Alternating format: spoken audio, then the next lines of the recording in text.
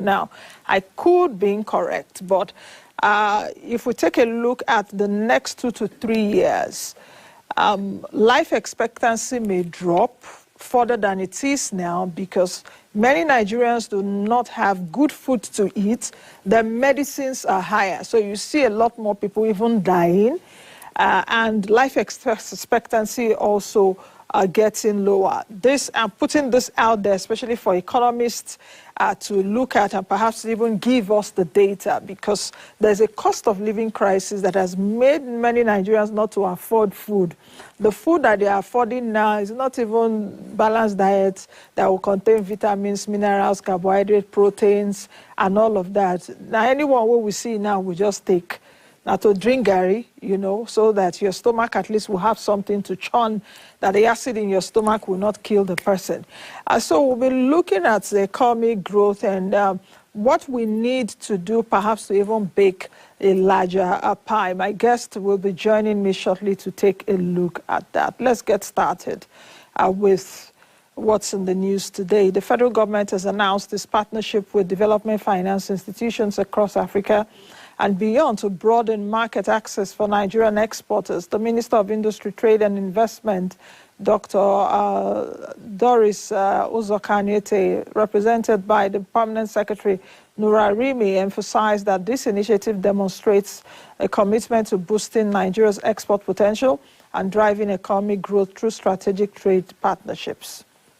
Over to Power. The Minister of Power, Adebayo Adelabu, has clarified that electricity consumers receiving free prepaid meters will have up to 10 years to repay the associated costs. Adelabu acknowledged the rising cost of meters and highlighted funding as a significant challenge. He explained that the federal government will support meter procurement through various initiatives, allowing customers to repay the cost over an extended period. The Nigerian Export Promotion Council reported that non-oil export generated $2.7 billion in the first half of this year, marking a 6.2% increase from the $2.5 billion recorded in the same period of last year. This update was shared by NEPC Executive Director Noye Ayeni during a presentation of the progress report on non-oil export performance for the first half of 2024 in Abuja. The Nigerian Communications Commission has set a final deadline of September 14th, 2024 for all Nigerians to link their SIM cards to their national identity numbers. This announcement comes as the Commission reports significant progress on the policy, which aims to link all SIMs to national identity numbers. To date, over 153 million SIMs have been successfully linked, achieving an impressive compliance rate of 96%, up from 69.7% in January 2024. Rupert has surpassed Aliko Dangote to become the richest man in Africa. Dangote, who has held the top spot for several years, experienced a $1.7 billion decline in his wealth year to date, according to the latest Bloomberg Billionaires Index. In contrast, Rupert's wealth increased by $1.87 billion over the same period. The 74-year-old Rupert controls the world's largest luxury watch maker through a family trust. The federal government has awarded 47 million naira to 32 innovators through the Presidential Standing Committee on Innovations and Inventions Program.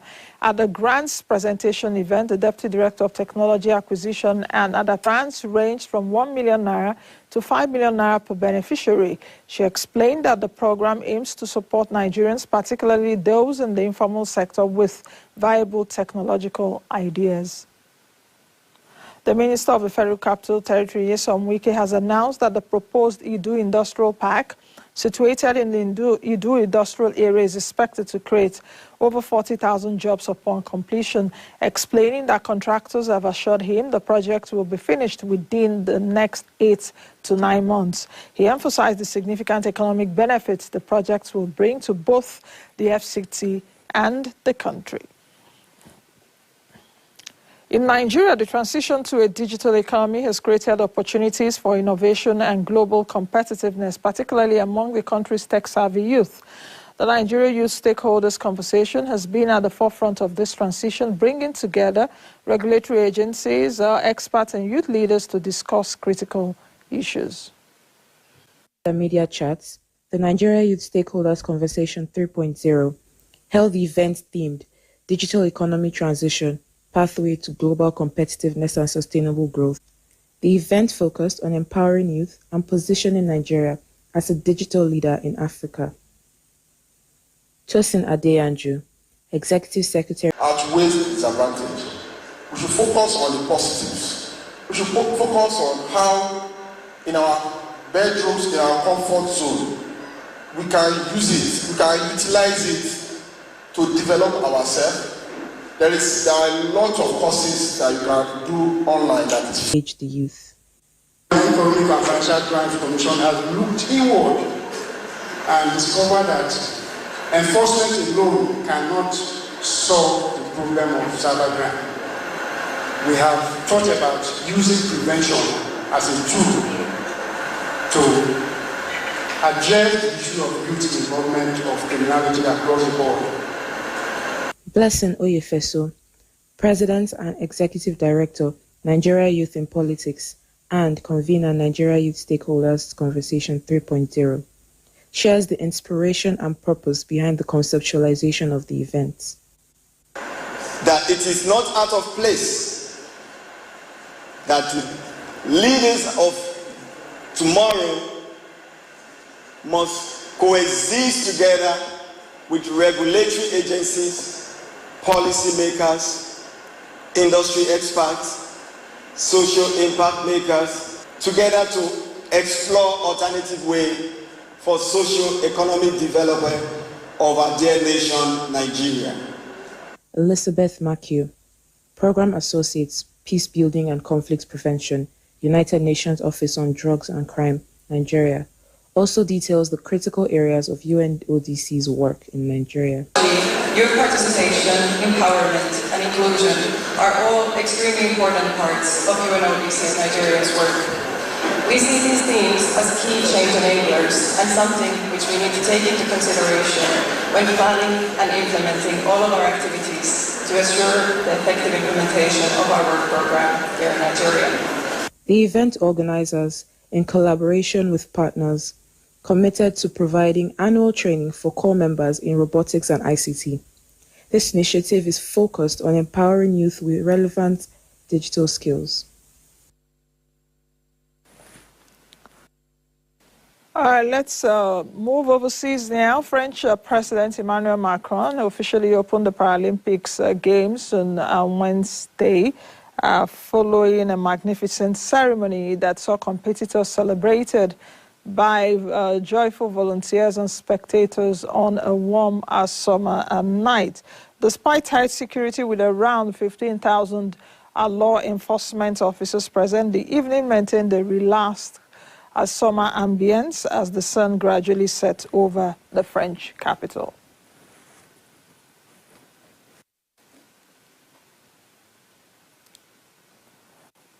All right, let's quickly take you through the markets now. We saw, I hope we're ready for that, the local stock market, as the NGX here in Nigeria, wrapped up the day with a dip on Wednesday as the all-share index lead by about 32 basis points to settle at 96,203.65 points, trimming the year-to-date gain to about 28.66%. Market capitalization also took a hit on Wednesday, closing at around 55.27 trillion naira. The market's movements was kind of tug of war, with gains in Oando's and Zenith Bank being outweighed by losses in Access Core and MTN Nigeria. However, market breadth maintained a positive picture with about 35 stocks climbing, as you can see right here on the wall, of course, talking about the gainers. You can see that we have Oando, Eternal Oil, that communication 67 kobo. Last week it was around 43 kobo. RT Briscoe up close to 10%. So we're seeing that stocks climbed higher, and we saw 14 Stocks slipping lower. Trading activity was a mixed bag on Wednesday. To the volume of shares traded saw a modest increase of 0.78% to 446.61 million units. Yet the value plunged by about 19.5% to 4.53 billion naira. Now, if we move over to the money markets, the session opened with a flush of liquidity, boasting 776.27 billion naira on Wednesday, I beg your pardon. The open buyback, which is the OBB, and overnight rates wrapped up the day at 22.73% and 23.40%, respectively. If we take a look at the FGN Treasury bills market, it buzzed with activity on Wednesday, particularly around the August bills, while the FGN bonds market kept a low profile, trading on a calm note. Over in the FGN Eurobonds market, investors savored yet another positive session, keeping an eye out for clues on potential September rates cuts. The average benchmark yields eased down by about 9 basis points to 9.67%. If we take a look at the Naira, it took a hit in the Nigerian Autonomous Foreign Exchange Market window, that's NAFEM, slipping by 77 basis points to close at 1,606 Naira 56 kobo to $1. Let's move across the Atlantic. Wall Street stumbled as Nvidia shares are weighed down at the major averages ahead of the company's earnings announcement, despite Nvidia's exceeding expectations with strong results and a promising outlook. Traders were left unimpressed, having anticipated a more substantial beat. The corporate earnings season in the U.S. presses on, with reports from Dollar General, Ulta Beauty, Lululemon, Athletica, Campbell Soup, and Best Buy on the horizon before the bell today in the U.S. In Europe, markets opened on a high note as investors digested fresh economic data and reflected on Nvidia's performance. Still in Europe, Spain reported a preliminary consumer price index of 2.2% for August, with Germany's inflation figures and broader euro area sentiment expected later today. Over in Asia, markets mostly slid overnight as tech stocks pulled down South Korean and Taiwanese indices following Nvidia's results. South Korea's chip maker SK Hynix plunged by about 5.35%, while Samsung Electronics dropped over 3%, leading the Kospi to close down by 1.02% at around 2,600 points range. Oil prices remain steady today, balancing on a tightrope as a smaller than expected drop in U.S. crude inventories and concerns over China's demands were offset by supply disruptions in Libya. The situation in Libya, where several oil fields have halted production amidst the power struggle for the control of the central bank, added to market tension. For gold, prices are edging higher, buoyed by a weaker dollar and growing hopes for a Federal Reserve interest rate cut, making the non-yielding asset more appealing. So among other metals that we're watching this morning, silver climbed about close to 1%, platinum rose 0.5%, and palladium also ticked up by about 0.3%. So that's it for the markets, and we've given you at least a roundup of what's happening in the Nigerian economy as well as overseas. All right, let's quickly take a break, and when we return, my guest will be joining me. We will be looking at Nigeria's GDP, Nigeria's economic health. That's what really GDP is about, the output in an economy over a period of time, the value of goods and services, or the overall economic health of a country. My guest, Dr. Afolabi Olowokere, will be joining me after the break to join us again. This is Moneyline with Nancy. I am Nancy Naj. Does that mean that when there's a new government, the people managing perhaps the economy or any sector should now be agitated that there's a new sheriff in town and all of us will be asked to go? Well, it depends on how you look at it. And great question, by the way. It's a great question, Nancy. Thank you. Thank you very much, Nancy. It's a good question. The school does not teach us about money, and this is Moneyline. So we are the one that teaches people what financial education really is. A lot of things that we need to address in this country, and one of those things definitely is corruption. Let me start by commending you for what you've been doing for years. As I said, I've been following your show for almost 10 years now. Well, thank you for the opportunity to have me to come to this great program. You be the best you can be. I'm going to change that you want to see.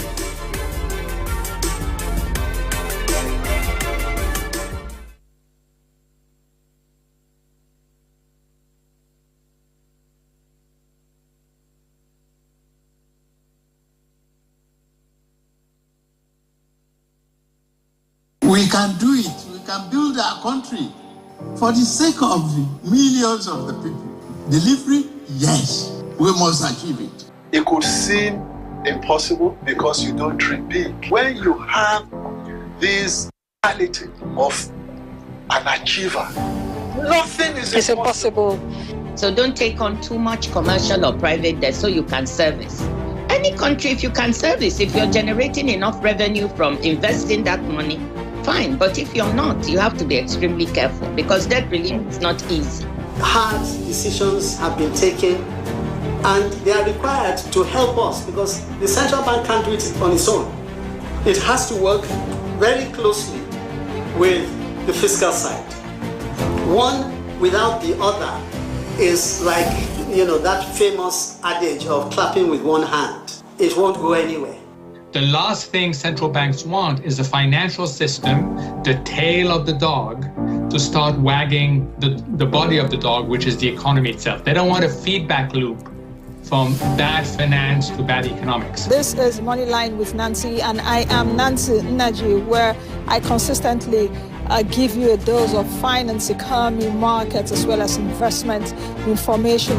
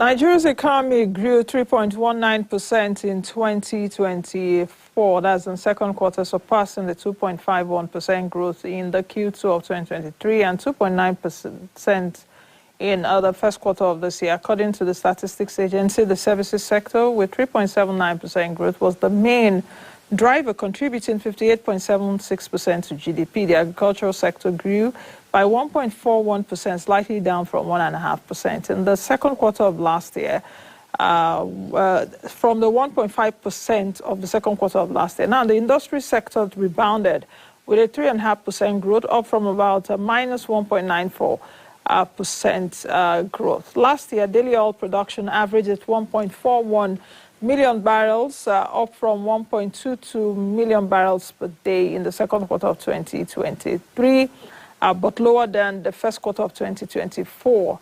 Despite this, Nigerians face a 33% inflation, soaring food prices, and a severe cost of living crisis.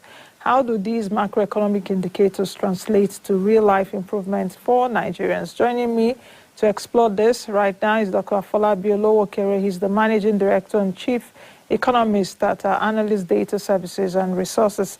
Dr. Olowokere, good to have you on the show. Welcome to the program. Good morning. Good morning to our viewers. Thanks for having me. How are you today? I'm well, Dr. Olowokere. I hope you're doing well too. Now, let's get started. Was this figure of 3.19%, this upside figure, was it an upside surprise for you? What were you expecting? Not a surprise. I mean, if you look at where we are coming from, we were 2.98% at the first quarter. And you know what that first quarter means. It doesn't mean that a lot of things were happening at the first quarter of the year. So most times we should expect things to improve in the second quarter and then even better than that in the third quarter. And if Nigeria is going to achieve some of the aspirations and looking at some of the impacts or implications of some of the policies of government, if they are going to have any positive impact, we should be having a GDP growth that will be 30% plus. I think I hear you loud and clear that if our population grows at 2.52%, then our GDP needs to grow far more than that. So 3.19% is not a surprise. What would have been a surprise is if we had like a 5% or something from 4.2% to 5%, then that would be wow. So this is possible. So 3.19% is still not a big surprise. It was duly expected. So do you think that the government should go to party with this number? Because the government's, the president's aides coming out to say, okay, the president is taking this is a good one, and all of that. Do you think they should go to Owambe party with this the figure? I'm sure the governments and the officials have economists among them who will look at the data more critically. And you know, there are different phases of society. There are places you can celebrate this. There are places when you get to the room, you tell people, wait a minute, let's look at this more critically. So among certain government officials, they may be doing that, but some will know better that for about 2 or 3 reasons. Number one, what are our own growth aspirations? And there are 3 ways we can look at that. Number one is if we want to touch $1 trillion economy in the next 6 or 7 years, we will not be growing. I mean, we'll be growing faster than this. We should be growing faster than this. That's the number one thing. Number 2 point is, even when we look at our own development plan, for instance, or whether we are implementing or not, whether it's something on the front burner or not, by 2024, we are expecting, the projection in the government plan is that we should be doing 5.43%. 2024, 5.43%. So that's projection. That's a projection, but in the medium-term national development plan. But for this year's budget growth rate was put at 3.76%. Am I missing something? No, you're not missing. Okay. Because sometimes also, you know, MTEL, and that's also one thing. We are also discussing, we should also learn this as a country. Sometimes we have our long-term plan as a country, we have our medium-term plan as a country, but when we do our medium-term expenditure framework, we do things that are different from what we have in our national plans. So if you look at our national plan is saying this year we should do 5.43%. But when MTEL was drawn, you are talking about 3.73%. Yeah. And why is that important?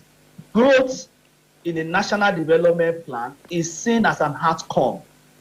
In other words, it's something you are working towards achieving. But in the medium-term expenditure framework, it's seen as an input. Sometimes you think we can do better. What do I mean? If we are going to spend much as a country, 2.9 trillion, adding that to the states, everything close to 48 trillion. By the end of the year, some of them will have supplementary, we may have 55 trillion spent in this year. that should have implications.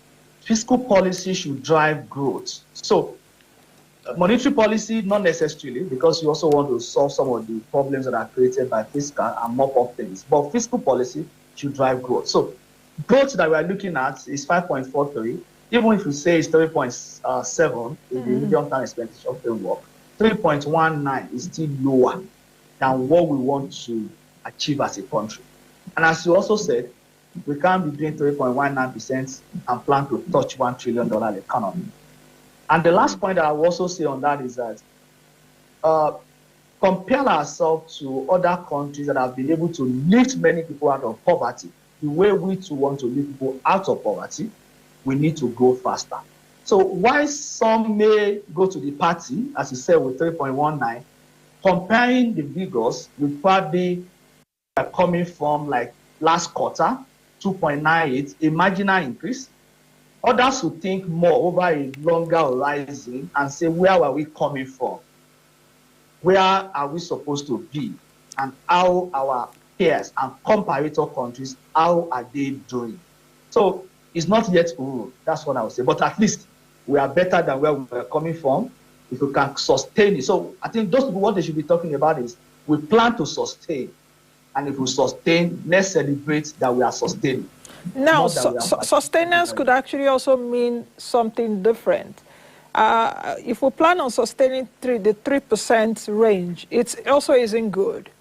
It's about pushing further, leaning forward, you know, getting us into a growth rate path that even when we minus the population growth rate, there's still a handsome, you know, more handsome growth rates are for us. I don't know if you listened to me at the beginning of the program when I did talk about, and I'm giving the challenge to economics such as you, because I know you're a very good economist, so perhaps you take on this that I said earlier.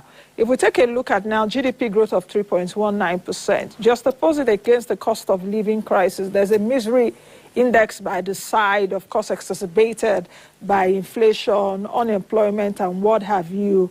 As well as because of that cost of living crisis, of course, cost of food has gone up, medicines have gone up. People that have terminal illnesses do no longer afford that amount anymore to buy. A colleague of mine told me some months ago that he used to buy a medicine for, I think, 1,800 naira. Then, just a few months ago, now that medicine goes for about 12,000, 15,000 naira. That's in thousands of percent. Now, where I'm going to with this analogy is, how will Nigerians fare within the next 1, 2, 3 years?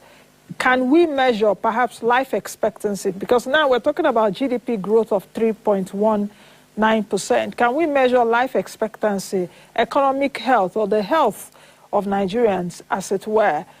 Do you think also that life expectancy will reduce? I mentioned it earlier that we will see even more people dying, not as a result of perhaps now so God want them, but because they don't have money to eat good food and buy medicines. Doctor, I hope you're understanding me this morning. No, it's very clear. I mean, great questions. You understand what I'm saying? So people like you should interrogate what I've just said. I'm not an economist, but I've been thinking about this. And in fact, at a session I moderated some months ago, I did tell the Minister of Health and the Minister of Social Welfare that they should look into it too. I don't know if people are thinking around this. Okay, so thank you very much. I mean, great questions. I will tell you, I will try to answer it. You've said something initially. So when I meant that they should sustain, is that they should sustain the growth. In other words, to move from 2.98 to 3.19. So that means you have increased something by maybe about 0.1 or 1% or something like that. Then you can sustain adding that increase every quarter. Then you are making progress. But you can't stop somewhere and then say you are making progress. So, I mean, your point is worth it. So now, coming to the issue of how do you now juxtapose this with what people feel or what people are experiencing or witness? I will give you something very interesting.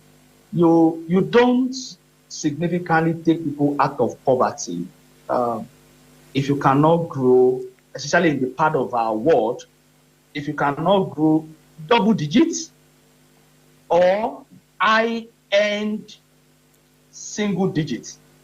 By that I mean 7%, 8%, 9%, 10%. Then if you can do more than 9%, we thank God. And some studies have shown that you must do that consistently for 10 years, 15 years or more. So, and how do you also know this? I've been involved in a lot of modeling exercises for the country and for many clients. You try to see what growth rates will increase poverty rates, what growth rates will reduce inequality rates, what growth rate will increase life expectancy, what growth rate will reduce infant mortality or maternal mortality. You see that they are big growth rates, they are consistent growth rates for many years. So, and as I said, sometimes people that will be celebrating, it depends on the level of knowledge, it depends also on the people they are speaking to. They may want to just talk to the public generally, but in some certain rooms, truth will be told, right? To say at 3%, you are probably not moving in the middle, we can do better than this so that we can get to our promised land. So, having said that, how do you increase life expectancy? I mean, that also tells us something. GDP is well celebrated. It's about one of the most celebrated economic indicators. But an undergraduate economy student, year 2, would have been told that it has a lot of shortcomings, right? It's a measure of growth, but it's not a measure of development. And development is growth plus some things, structural transformation, technological change, institutional changes. Some of them are political, some of them are cultural. It's only the economy can take a central space because it can be because of computations and try to make it more interesting with some theories. But in reality, to make dents on some of these things, you have to be proactive. You have to have sectoral policies, not only looking at the macro. We have cases in the country where we have grown 7%, 8%, but that doesn't mean that we are able to solve our poverty problem significantly. So, in addition to macro policies, in addition to policies that make you have big growth rates, you must also have sectoral policies that will address those issues. You mentioned drug now. You don't need to wait until you grow 7% to solve the drug problem. Do something about duties, about tariffs, in the short term, in the medium term. Think about attracting investment. In the long term, think about how those investments can be good, and think about R&D and give incentives to those things. They are not done immediately. They take time, but there are policies that you will do in the short term, medium term, and long term. And I think if you check many of our national development plan, Agenda 20, some of these things are there. But as a country, we just need to read them and use them. So economists also they put their mind on development issues in addition to growth issues.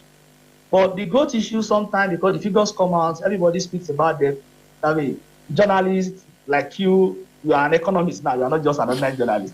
They talk more about the growth. They talk more about the growth. They emphasize inflation, exchange rate, and stock market. But there are I won't say more important, but very and equally important other indicators that we should also be taking our policy.